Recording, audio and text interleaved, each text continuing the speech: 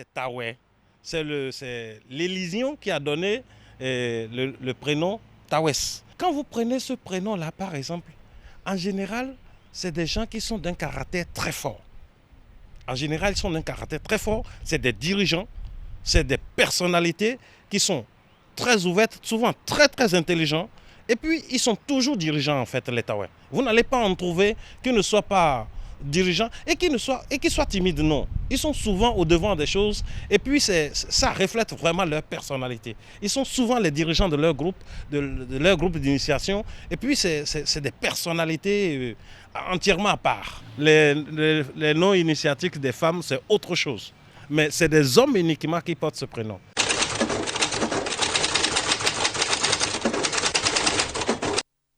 Les prénoms qui sont passés à nom de famille dans notre communauté, c'est vraiment très courant aujourd'hui.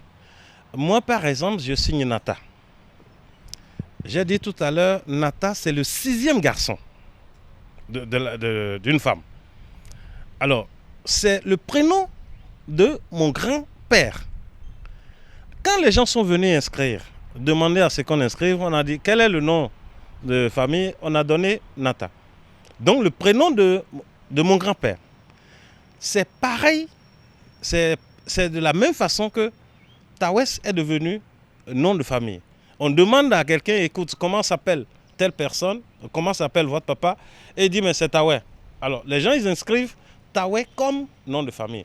Donc en général, quand vous entendez Mponchanda, Kwagou, etc., Tawè, etc., ce n'est souvent pas des noms de famille. Très souvent, le nom de famille est là. On ne le découvre que pendant les panégéniques.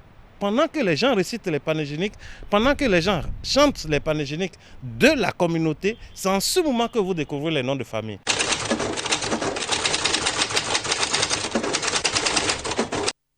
Pour donner ce prénom Tawè, je ne pourrais dire exactement les conditions.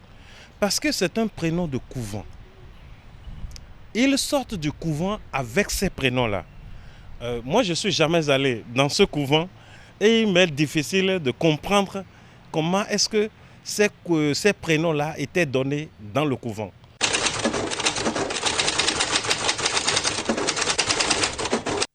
Pour savoir si ce prénom qui est devenu nom de famille se déteint son contenu sur les membres de cette famille, je dirais oui et non. Oui, parce que quand vous portez un prénom comme ça ou quand vous portez un nom comme ça, il y a un comportement qui vous suit. En général, on sait que de façon biologique, il y a certains gènes qui sont transmis donc, à ces enfants-là.